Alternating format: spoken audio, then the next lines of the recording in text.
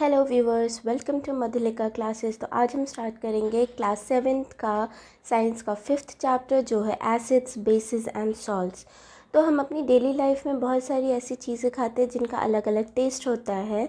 जैसे कि कुछ सावर होते हैं मतलब खट्टे होते, कुछ बिटर होते मतलब कड़वे होते, कुछ सॉल्टी होते नमकीन, कुछ स्वीट होते हैं मतलब मीठे होते हैं, है ना। तो ऐसे ही आपका ये टेबल दिया हुआ है 5.1। इसमें कुछ सब्सटेंसेस के नाम दिए हुए हैं, आपको उनका टेस्ट बताना है। वो टेस्ट कैसा करते हैं, सावर है, बिटर है या कोई और टेस्ट है। ठीक है, हमने ये ऐसा क्यों किया, इसके लिए क्योंकि हम इसी से टेस्ट से ही बता सकते हैं कि वो जो आपका सब्सटेंस है वो कैसा है, वो एसिडिक है या बेसिक है। तो चलिए स्टार्ट करते हैं। सबसे पहले हम एसिडिक के बारे में बात करेंगे। तो जो भी सब्सटेंस का टेस्ट सावर होता है वो उसमें एसिड होता है, मतलब कि उनका जो केमिकल नेचर है वो एसिडिक होता है। ठीक है, जैसे कि एग्जाम्पल में है कर्ड है, लेमन जूस है, ऑरेंज जूस है, विनेगर है। इन सब का टेस्ट कैसा होता है, खट्टा होता है ना, सावर होता है। तो ये इन सब में एसिड होता है, इसी की वजह से इनका टेस्ट सावर होता है। और इनका केमिकल नेचर कैसा होता है, एसिडिक होता है। अब ये जो वर्ड एसिड है वो कहाँ से आया है, वो आया है लैटिन वर्ड एसिरे से, ACERE। ठीक है, एसिरे का मतलब होता है सावर टेस्ट। ठीक है, तो जो भी सब्सटेंस का टेस्ट सावर है उसमें एसिड होता है, इसीलिए उस सब्सटेंस का केमिकल नेचर एसिडिक होता है। ठीक है ना। चलिए अब नेक्स्ट हम देखते हैं, ये हो गया है एसिड। अब हम बात करते हैं बेसिस की। अब देखिए, टेस्ट तो हम सब कुछ को टेस्ट नहीं कर पाते हैं, ठीक है। तो बेसिस को जानने के लिए सबसे पहला एक तो है कि ये बिटर टेस्ट होता है, मतलब कि कड़वे होते हैं। ठीक है, दूसरा जब आप उन्हें टच करेंगे ना तो वो आपको सोपी सा आपको फील होगा, जैसे सोप फील होता है ना, उस तरह से सोप सॉल्यूशन अगर आप अपने 2 फिंगर्स के बीच में रब करते हैं तो सोपी सा जैसा आपको फील होता है, वैसा ही कोई भी बेस अगर आप अपने 2 फिंगर्स के बीच में रब करेंगे तो वो भी आपको सोपी सा फील होगा। वही ये दोनों अगर है तो इसका मतलब उस सब्सटेंस में बेस प्रेजेंट है। समझ गए। तो बेस का 2 है, पहला बिटर टेस्ट होगा उसका, ठीक है, it will test bitter, and second it will feel सोपी। ठीक है ना। तो अगर ऐसा है, दोनों दोनों चीज़ अगर एक किसी सब्सटेंस में प्रेजेंट है तो वो क्या है, वो है बेस। ठीक है, और उसका केमिकल नेचर कैसा हो जाएगा, बेसिक। ठीक है ना। जैसे कि आपने करेला तो सबके घर में बनता है। नेक्स्ट टाइम जब करेला मम्मा काट रही हो तो उसको आप जाके उसके अंदर जो अंदर का पार्ट होता है उसको आप टच कीजिएगा कट करने के बाद। ठीक है, उसको जब आप टच करेंगे ना तो आपको वो सोपी सा फील होगा। क्यों, क्योंकि उसके अंदर बेस प्रेजेंट होता है, इसीलिए वो कड़वा भी टेस्ट होता है उसका। ठीक है ना। तो ये 2 चीज़ें हैं, मतलब कि उसमें बेस प्रेजेंट है। ठीक है, ये हो गया बेटा बेसिस के बारे में। अब देखिए, अब इतनी सारी चीज़ें हैं, अब हम सब कुछ को तो टेस्ट कर नहीं सकते हैं, सबको अपने फिंगर्स के बीच में रब कर नहीं सकते हैं सारे सब्सटेंसेस को। तो कुछ ऐसा भी होना चाहिए जिससे हमें पता चल जाए कि ये एसिड है या बेस है। ठीक है ना। तो ऐसी चीज़ों को क्या बोलते हैं, इंडिकेटर। ठीक है, जो सब्सटेंसेस हम यूज़ करते हैं to know whether a substance is acidic or basic, इन्हें बोलते हैं इंडिकेटर्स। ठीक है, तो इंडिकेटर्स क्या करते हैं, इंडिकेटर्स का कलर चेंज हो जाता है तो अगर हम उसमें एसिड मिलाएंगे या बेस मिलाएंगे। ठीक है ना, तो वो अपना कलर चेंज कर देंगे। तो अगर कलर चेंज हुआ तो उससे हमें पता चल जाता है कि ये सब्सटेंस एसिडिक है या बेसिक है। ठीक है ना। अब कुछ एग्जांपल्स हैं इंडिकेटर्स के, जैसे कि टर्मरिक है, ठीक है, हल्दी, ठीक है, आप सबके घर में हल्दी प्रेजेंट होगा, वही वो भी एक इंडिकेटर होता है एसिड और बेस को पहचानने के लिए। ठीक है, सेकंड है लिटमस, अभी हम बात करेंगे इसकी। Then China rose, China rose के जो भी पेटल्स होते हैं, आप इसको हिंदी में गुड़हल बोलते हैं ना, गुड़हल का फूल, वही फूल है। ठीक है, ये सब बेटा नेचुरली अकरिंग इंडिकेटर्स हैं। ठीक है, तो अब हम आगे बात करेंगे इन्हीं इंडिकेटर्स के बारे में। चलिए नेक्स्ट है, ये देखिए, ये जो है यहाँ पे आपको कुछ एसिड्स के नाम दिए हुए हैं, ये और ये कहाँ प्रेजेंट हैं वो भी दिया हुआ है, और यहाँ पे कुछ बेसिस के जो कॉमन है। ठीक है, जैसे कि एसिटिक एसिड होता है बेटा हमारे विनेगर में, फॉर्मिक एसिड होता है जो चींटी काट लेती है तो दर्द क्यों होता है, क्योंकि उसमें फॉर्मिक एसिड होता है। देन सिट्रिक एसिड होता है सिट्रस फ्रूट्स में, जैसे कि लेमन है, ऑरेंजेस है। ठीक है ना। देन लैक्टिक एसिड होता है कर्ड में, ऑक्सैलिक एसिड होता है स्पिनच में, स्पिनच मतलब पालक। ठीक है, एस्कॉर्बिक एसिड होता है जिसे विटामिन सी भी बोलते हैं, ये किस किस में होता है, आंवला में होता है। और सिट्रस फ्रूट्स, सिट्रस फ्रूट्स मतलब ऑरेंज है, लेमन है, जो फ्रूट्स खट्टे होते हैं उनको सिट्रस फ्रूट्स भी बोलते हैं। ठीक है ना, तो ये हो गया हमारा नेम ऑफ कॉमन एसिड्स। ठीक है, अब कुछ बेसिस के बारे में भी देख लेते हैं, जैसे कि कैल्शियम हाइड्रोक्साइड है, इसको बेटा लाइम वाटर बोलते हैं। अमोनियम हाइड्रोक्साइड ये विंडो क्लीनर्स में पाया जाता है। Sodium hydroxide and potassium hydroxide बेटा ये सोप्स में पाया जाता है, जो आप साबुन यूज़ करते हैं ना नहाने के लिए, उसमें पाया जाता है। देन मैग्नीशियम हाइड्रोक्साइड होता है बेटा मिल्क ऑफ मैग्नीशिया। ठीक है ना, तो ये कुछ कॉमन एसिड्स हैं और बेसिस हैं, और वो कहाँ कहाँ पाए जाते हैं वो मैंने आपको बता दिया। चलिए अब हम इंडिकेटर्स के बारे में बात करेंगे।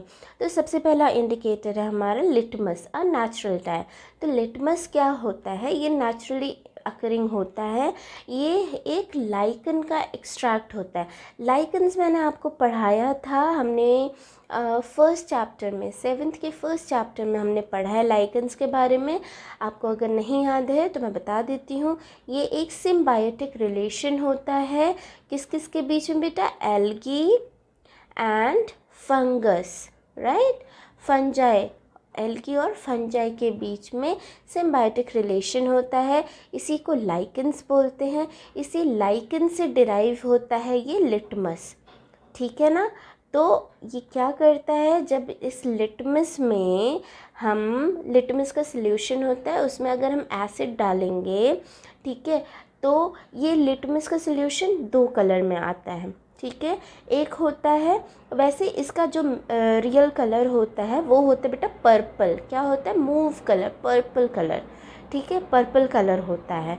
ठीक है, जब हम इसको डिस्टिल्ड वाटर में ऐड कर देते हैं ना, ठीक है, तो ये पर्पल कलर का होता है लिटमस। ठीक है, तो पर्पल कलर का ये लिटमस सॉल्यूशन होता है। जब हम इसमें एसिड ऐड करते हैं तो ये हो जाता है रेड कलर का। ठीक है, और जब हम इस सॉल्यूशन में बेस ऐड करते हैं तो ये हो जाता है ब्लू कलर का।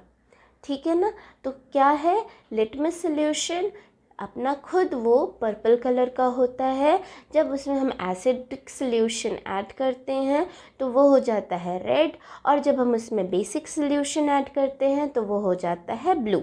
ठीक है, अब ये सिर्फ सॉल्यूशन के फॉर्म में नहीं आता है, ये एज स्ट्रिप्स भी अवेलेबल है।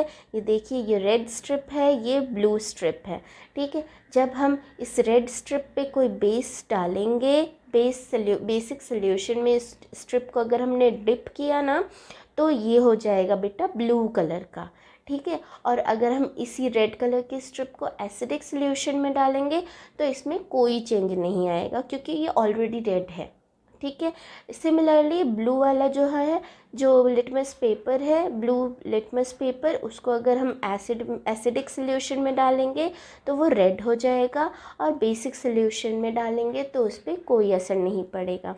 ठीक है, आई गेस आपको ये क्लियर हो गया होगा। तो चलिए अब ये आप ये एक्टिविटी भी करके देखेंगे क्लास में, हो सकता है मैम करवाएं आपकी। तो ये एक्टिविटी 5.1 है। इसमें आपको क्या करना है, आपको थोड़ा सा लेमन जूस लेना है, उसको वाटर में डालना है और उसके बाद फिर उसमें रेड लिटमस पेपर डाल के देखना है क्या कोई कलर चेंज हुआ। सेम आपको ब्लू लिटमस पेपर से करना है और उसके बाद भी जो आपका ऑब्जर्वेशन है उसको आपको रिकॉर्ड करना है। सिमिलरली आपको tap water, detergent solution, aerated drink, soap solution, shampoo, इन सब के साथ भी सेम आपको करना है। तो आपको समझ में आएगा कि वो एसिडिक है या बेसिक है। ठीक है, अब देखिए जो सोल्यूशन से आपके इंडिकेटर में कोई चेंज नहीं हुआ, ठीक है, the solution which do not change the colour of either red और blue litmus are known as neutral solution. ठीक है, वो क्या होंगे, वो न्यूट्रल होंगे, ना तो वो एसिडिक होंगे ना वो बेसिक होंगे, वो न्यूट्रल होंगे।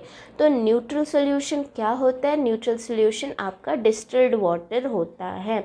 ठीक है, डिस्टिल्ड वाटर जो होता है वो हमारा एक न्यूट्रल सॉल्यूशन होता है, ना तो वो एसिडिक होता है और ना ही वो बेसिक होता है। ठीक है ना। चलिए अब नेक्स्ट हम देखेंगे turmeric as a natural indicator. तो आपको टर्मरिक के साथ क्या करना है, आपको टर्मरिक पाउडर लेना है, उसमें थोड़ा सा पानी मिलाना है, उसका एक पेस्ट बन जाएगा। उस पेस्ट को आपको एक ब्लॉटिंग पेपर या फिल्टर पेपर पे पूरा अच्छे से स्प्रेड कर देना है। ठीक है, स्प्रेड कर देना है। उसके बाद जब वो सूख जाएगा तो उसकी थिन थिन से स्ट्रिप्स काट लेनी है। अब इस थिन स्ट्रिप्स पे आप एक स्ट्रिप पे सोप सोल्यूशन डालेंगे तो आप ऑब्ज़र्व क्या करेंगे कि उसका कुछ कलर चेंज होगा। क्या कलर चेंज होगा ये आप देखिए, आप वो हो जाएगा, मैं आपको बता देती हूँ। जो टर्मरिक का पेस्ट होता है, ठीक है, उसकी जो हमने स्ट्रिप बनाई, अगर हम उस पर सोप सोल्यूशन डालेंगे तो वो रेड कलर हो जाएगा। ठीक है, जब इस पर बेस पड़ता है बच्चे, ठीक है, टर्मरिक के ऊपर जब बेस डालते हैं टर्मरिक स्ट्रिप पे, तो बेस डालेंगे तो वो रेड कलर में हो जाएगा। ठीक है ना। और एसिड से उस पर कुछ खास फ़र्क नहीं पड़ता है। ठीक है ना। तो आपने ये चीज़ ऐसे भी नोटिस किया होगा, आपका अगर कोई वाइट कलर का कपड़ा हो या कोई भी कपड़ा हो, अगर उस पर हल्दी कोई आप खाने का सब्ज़ी है उसमें अगर हल्दी पड़ी है और वो गिर जाती है तो वो वहाँ पे पीला पीला हो जाता है ना। ठीक है, लेकिन जैसे ही आप उसको डिटर्जेंट में डुबाते हैं तो वो पीला कलर रेड हो जाता है। ठीक है, आपने ये, अगर आप खुद से कभी आप करके देखिएगा, किसी कपड़े पे थोड़ा सा हल्दी लगाइए, उसके बाद उसको जाके आप सोप सोल्यूशन या डिटर्जेंट सोल्यूशन में डालिए, ठीक है, तो वो रेड कलर का हो जाता है। ठीक है, जब उसको वॉश कर देते हैं तो अगेन वो वाइट हो जाता, येलो हो जाता है। ठीक है ना। ठीक है, तो इसका क्या मतलब है, जब बेस उस हल्दी पे पड़ता है, बेसिक सोल्यूशन पड़ता है, तो वो रेड कलर का हो जाता है। ठीक है, अब वो एसिडिक सोल्यूशन के साथ कैसे बिहेव करेगा वो आप देखेंगे, आपके टीचर्स आपको बताएंगे। ठीक है ना। तो चलिए अब नेक्स्ट हम देखते हैं China rose as an indicator. तो चाइना रोज़ के साथ आपको क्या करना है, आपको उसका फ्लावर लेना है। फ्लावर में आप लोग ये जो फ्लावर है उसके पेटल्स जो होते हैं ना, ठीक है, ये पेटल्स जो हैं उनको लेना है और उसको पानी के अंदर डाल देना है। गर्म पानी लेना है, गर्म पानी में आपको ये पेटल्स डाल देने हैं और फिर तब तक वेट करना है जब तक कि इस पानी का कलर चेंज ना हो जाए। ठीक है, उस पानी का कलर कुछ इस तरह का हो जाएगा, ये देख रहे हैं, ऐसा हो जाएगा। जब आप उसमें कुछ ऐसा एसिड सॉल्यूशन डालेंगे तो ये देखिए इसका कलर ऐसा हो जाता है। जब बेसिक सॉल्यूशन पड़ता है तो इस तरह का कलर हो जाता है। ठीक है ना, ये देखिए आपका यहाँ पे पूरा दिया हुआ है। ठीक है, तो आपको क्या करना है, आपको ये जो कुछ दिए हुए हैं test solution, lemon juice, orange juice, vinegar, milk of magnesia, इन सब के साथ आपको टर्मरिक सोल्यूशन का इफ़ेक्ट जानना है और फिर उसको ऑब्ज़र्व करके लिखना है कि क्या इफ़ेक्ट हुआ। सिमिलरली आपको इनके साथ भी वही सेम चीज़ करनी है विथ आपका जो गुड़हल का कलर मैंने आप ही बनाया ना इंडिकेटर, उसके साथ करना है। ठीक है, चलिए, तो चाइना रोज़ से क्या होता है बेटा, चाइना रोज़ का जो इंडिकेटर है उससे जब एसिडिक सोल्यूशन पड़ता है उसमें तो वो पिंक कलर का हो जाता है, डार्क पिंक हो जाता है, और बेसिक सोल्यूशन से वो ग्रीन कलर का हो जाता है, ठीक है ना। तो चाइना रोज़ इंडिकेटर में जब एसिड डालेंगे तो वो डार्क पिंक हो जाएगा, मजेंटा कलर उसको बोलते हैं, और अगर उसमें बेसिक सोल्यूशन पड़ता है तो वो ग्रीन कलर का हो जाता है। तो ये हो गया हमारा, एक तरह से हम इससे बता सकते हैं, ठीक है। तो हमने 3 इंडिकेटर्स के बारे में पढ़ा, litmus, turmeric solution and China rose solution, ठीक है ना। चलिए, अब नेक्स्ट हम देखते हैं ये एक्टिविटी 5.4 है। इसमें आपको क्या करना है, dilute solution of following chemicals आपको लेना है, ठीक है। स्कूल के लेबोरेटरी में होगा, जैसे कि hydrochloric acid, sulphuric acid, nitric acid, acetic acid, sodium hydroxide, ammonium hydroxide, calcium hydroxide, ठीक है। उसके बाद फिर उन पे अलग अलग ये तीनों इंडिकेटर्स का इफ़ेक्ट जानना है, ठीक है। और फिर यहाँ पे आपको नोट करना है ये टेबल 5.5 में, ठीक है। ये आपको अपने टीचर के प्रेजेंस में करना है, क्योंकि ये जो एसिड्स होते हैं ये हार्मफुल होते हैं, आपको बहुत ही केयरफुली इनको हैंडल करना चाहिए, ठीक है। अब आपने ये टर्म तो सुना होगा एसिड रेन करके, एसिड रेन टर्म आपने सुना होगा। एसिड रेन होता क्या है बच्चे, एसिड जब ये बारिश होती है ना हमारा, क्योंकि बहुत ज़्यादा पोल्यूशन हो रहा है तो ये एयर में ना क्या होता है, जैसे carbon dioxide, sulphur dioxide, nitrogen dioxide, ये सब हमारे एयर पोल्यूटेंट्स हैं, ये एयर में प्रेजेंट होते हैं, ठीक है। तो जब बारिश होती है तो ये जो सल्फर डाइऑक्साइड, कार्बन डाइऑक्साइड है, ये वाटर के साथ रिएक्ट करते हैं और फिर ये क्या बन जाते हैं, कार्बन डाइऑक्साइड बन जाता है कार्बोनिक एसिड, सल्फर डाइऑक्साइड बन जाता है sulphuric acid, and nitrogen dioxide बन जाता है नाइट्रिक एसिड, ठीक है। तो ये सब ना एसिड्स होते हैं, ठीक है। और जब बारिश के साथ ये भी रिएक्ट करके नीचे गिरते हैं तो ये बहुत ही हार्मफुल होते हैं फॉर स्किन। इसीलिए कहते हैं जब पहली बारिश हो रही होती है तो उसमें भीगने नहीं चाहिए। क्यों? क्योंकि उसमें जो जितना भी पॉल्यूटेंट है ना सब रिएक्ट करके वाटर के साथ आपका नीचे वापस ज़मीन पे आ रहा होता है, ठीक है। तो वो होता है बेटा एसिड रेन, और इसकी वजह से बहुत ज़्यादा बिल्डिंग्स डैमेज होती हैं। जो हमारे हिस्टोरिकल मॉन्यूमेंट्स हैं, जैसे कि ताजमहल है, वो वाइट कलर का था ना, ठीक है, अब कैसा हो गया है, येलो येलो कलर का हो गया है। ये बहुत हार्मफुल होते हैं प्लांट्स और एनिमल्स और इन बिल्डिंग्स वगैरह के लिए, ठीक है ना। जैसा कि टर्म है वैसा ही, as the term indicates the rain containing excess of acid is called acid rain, ठीक है ना। तो यही मैंने अभी आपको समझाया है।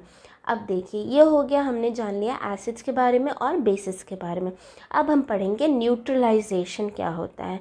न्यूट्रलाइजेशन होता है कि जब एसिड, ठीक है, एसिड ज़्यादा हो जाए तो उसमें क्या करेंगे, उसमें हम बेस मिला देंगे, ठीक है। एसिड में जब बेस मिला देंगे ना बेटा तो ये दोनों रिएक्ट करके क्या बनाएंगे, सॉल्ट प्लस वाटर, ठीक है, प्लस हीट रिलीज़ होगी, ठीक है। तो ये है मेन न्यूट्रलाइजेशन का शॉर्ट में। अब हम इसको अच्छे से पढ़ते हैं। तो न्यूट्रलाइजेशन के लिए हमने एक इंडिकेटर लिया है जिसका नाम है फिनोल्फ्थलीन। फिनोल्फ्थलीन क्या होता है इसके बारे में देख लेते हैं। तो न्यूट्रलाइजेशन में हम ये एक्टिविटी देखेंगे, एक्टिविटी 5.5। इसमें क्या करना है, आपको एक टेस्ट ट्यूब है, उसमें आपको 1/4 तक आपको भर लेना है hydrochloric acid, dilute hydrochloric acid. उसके बाद उसका कलर नोट करना है। अब आपको फिनोल्फ्थलीन सोल्यूशन लेना है, इसमें 2 to 3 ड्रॉप्स आपको फिनोल्फ्थलीन सोल्यूशन डाल देना है। अब अच्छे से शेक कीजिए, आपको कुछ कलर चेंज आएगा, ठीक है। अगर आप एसिड सोल्यूशन, अब आप क्या करेंगे, इस एसिडिक सोल्यूशन में आपको बेस ऐड करना है। बेस कौन सा, आपको सोडियम हाइड्रोक्साइड बेस लेना है, उसको आपको ऐड करना है। जब आप ये ऐड करेंगे तो मिक्स भी करते रहिए, आपको उसमें कलर चेंज दिखेगा। तब तक आपको उसमें सोडियम हाइड्रोक्साइड डालना है drop by drop till pink colour appears, ठीक है। जब वो पिंक कलर आ जाएगा तब क्या करना है आपको, थोड़ा सा जस्ट 1 ड्रॉप आपको डाइल्यूट हाइड्रोक्लोरिक एसिड डालना है। तो आप देखेंगे कि वो जो आपका सोल्यूशन पिंक कलर का था वो वापस से किस कलर का हो जाएगा, वाइट, मतलब कलरलेस हो जाएगा, नो कलर, ठीक है। फिर आप अगेन 1 ड्रॉप सोडियम हाइड्रोक्साइड डालेंगे तो फिर से वो पिंक कलर वापस आ जाएगा। तो इससे आपको क्या पता चलता है कि जब किसी सोल्यूशन में जब कोई सोल्यूशन बेसिक होता है, ठीक है, फिनोल्फ्थालीन एज इंडिकेटर कैसे काम करता है, जब बेसिक सोल्यूशन के साथ वो पिंक कलर देता है, ठीक है, और एसिडिक सोल्यूशन के साथ वो कलरलेस होता है, ठीक है ना। तो फिनोल्फ्थालीन का ऐसा इंडिकेशन है, ठीक है। बेसिक के साथ पिंक देगा, एसिडिक के साथ कलरलेस हो जाएगा, ठीक है ना। अब देखिए ये होता है न्यूट्रलाइजेशन। जब हमने एसिडिक सोल्यूशन में बेसिक सोल्यूशन मिक्स किया तो दोनों ने एक दूसरे का इफ़ेक्ट कैंसिल कर दिया, ना एसिड एसिड रहा ना बेस बेस रहा, ठीक है, वो न्यूट्रलाइज हो गया। जैसे ही हमने उस न्यूट्रलाइज्ड में थोड़ा सा एसिड डाला तो एसिडिक का पावर बढ़ गया, ठीक है, तो इसीलिए फिर वो कलरलेस हो जाएगा, ठीक है, पिंक कलर से वो कलरलेस हो गया। जैसे ही हमने उसमें थोड़ा सा 1 ड्रॉप बेस डाला फिर से वो न्यूट्रलाइज होके पिंक कलर हो गया, ठीक है ना। तो इस तरह से जब एसिड ज़्यादा हो तो उसमें बेस डाल दीजिए, बेस ज़्यादा हो तो उसमें एसिड डाल देंगे तो क्या हो जाएगा, न्यूट्रलाइज हो जाएगा, ठीक है। वो न्यूट्रलाइज होके क्या बन जाता है, सॉल्ट बन जाता है, ठीक है। यही हमने आपको बताया था। In neutralization reaction a new substance is form, this is called salt. Salt may be acidic, basic और न्यूट्रल इन नेचर। तो न्यूट्रलाइजेशन रिएक्शन क्या है, the reaction between an acid and a base is known as neutralization. Salt and water are produced in this process with evolution of heat. तो जब भी acid और base, ठीक है, mix किया जाता है और तो वो सॉल्ट प्लस वाटर प्लस जो टेस्ट ट्यूब में आपने एसिड और बेस मिक्स किया है तो उसको आप टच करेंगे तो वो गर्म रहता है। गर्म क्यों रहता है, क्योंकि ये न्यूट्रलाइजेशन रिएक्शन हुआ, उसमें हीट बाहर निकली है, हीट इज़ प्रोड्यूस्ड, ठीक है। इसी वजह से जो हमारा टेस्ट ट्यूब है वो गर्म हो जाता है, ठीक है ना। जैसे कि अब ये रिएक्शन आपको थोड़ा याद करना पड़ेगा बिकॉज ये इम्पॉर्टेंट है। अगर न्यूट्रलाइजेशन के बारे में पूछा जाए तो आप ये एग्जांपल भी दे सकते हैं। Hydrochloric acid plus sodium hydroxide give sodium chloride जो कि सॉल्ट है, वाटर प्लस आपको हीट लिख देना है, ठीक है ना। तो ये हो गया हमारा न्यूट्रलाइजेशन रिएक्शन। अब बेटा ये जो न्यूट्रलाइजेशन है ना हम अपनी डेली लाइफ में भी करते रहते हैं। कैसे करते हैं इसके बारे में चलिए मैं आपको बताती हूँ। सबसे पहले तो हमारा जो इनडाइजेशन होता है, आपको मैंने पढ़ाया था इसी क्लास के 2nd चैप्टर में कि हमारा जो स्टमक होता है उसमें कौन सा एसिड निकलता है, उसमें हाइड्रोक्लोरिक एसिड निकलता है कि नहीं, हाइड्रोक्लोरिक एसिड होता है। अब वो हाइड्रोक्लोरिक एसिड का क्या काम होता है कि जो हमारे खाने के साथ बैक्टीरिया वगैरह आ गए हैं तो उनको ख़त्म कर देता है और एसिडिक मीडियम प्रोवाइड करता है ताकि जो हमारा डाइजेस्टिव जूसेस हैं वो वर्क कर सके, राइट, ये उनका काम होता है। लेकिन क्या होता है ना, कभी कभी यही एसिड बहुत ज़्यादा प्रोड्यूस हो जाता है तो क्या होता है, तो फिर हमें एसिडिटी हो जाती है विच इज़ वेरी पेनफुल, ठीक है। तो जब हमें ये एसिडिटी हो जाती है, इनडाइजेशन हो जाता है, तो हम क्या करते हैं, हमें एंटासिड दिया जाता है। एंटासिड में क्या है, बेस है, ठीक है। कौन सा बेस है, मिल्क ऑफ मैग्नीशिया, ठीक है। इसमें क्या प्रेजेंट है, मैग्नीशियम हाइड्रोक्साइड।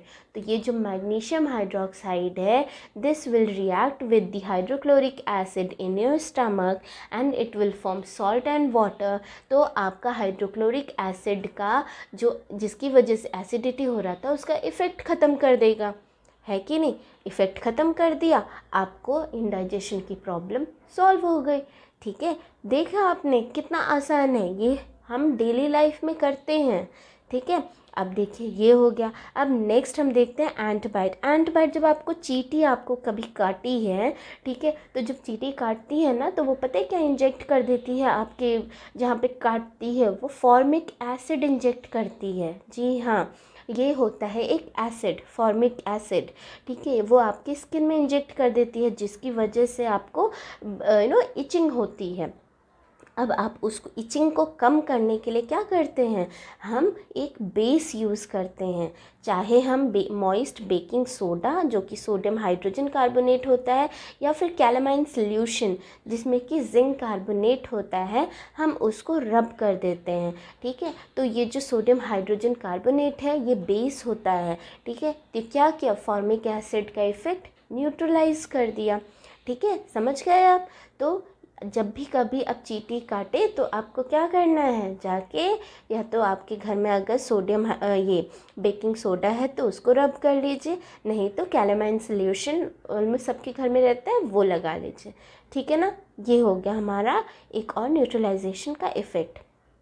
अब देखिए क्या होता है, बहुत ज़्यादा जब केमिकल फर्टिलाइज़र्स यूज़ करते हैं ना, तो उसकी वजह से सॉइल जो होती है, हमारी मिट्टी जो होती है, वो एसिडिक हो जाती है, ठीक है। और जो पेड़ पौधे होते हैं ना बच्चे, वो एसिडिक मीडियम में ग्रो नहीं कर पाते हैं अच्छे से।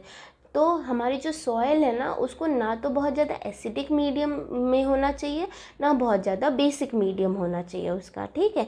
तो सॉइल को हम क्या करेंगे, अगर वो एसिडिक हो गया है तो हम उसको ट्रीट करेंगे बेटा बेस से, ठीक है। बेस उसमें यूज़ लगाए मतलब मिक्स करेंगे तो फिर क्या हो जाएगा, एसिड का इफ़ेक्ट न्यूट्रलाइज हो जाएगा और हमारा जो मिट्टी है वो न्यूट्रल हो जाएगा, तो उसमें फिर हमारे प्लांट्स अच्छे से ग्रो कर पाएंगे, है कि नहीं। तो वही किया हुआ है, ये देखिए, excessive use of chemical fertilizers make soil acidic, plants do not grow well when the soil is either too acidic or too basic, ठीक है। When the soil is too acidic, it is treated with a base like quicklime, that is calcium oxide, or slaked lime, जो कि calcium hydroxide है। If the soil is basic, organic matter compost, जिसमें कि acids present होते हैं, वो add किया जाता है, ठीक है। Organic matter will release acid which will neutralize the effect of the basic nature of the soil, समझ गए। तो जब हमारा सॉइल एसिडिक होता है तो उसको हम बेस से ट्रीट करते हैं, जब बेसिक हो जाता है उसका नेचर तो हम उसमें कंपोस्ट डाल देते हैं, ठीक है, जो ऑर्गेनिक मैटर होता है जो कि एसिड रिलीज़ करता है, ठीक है ना।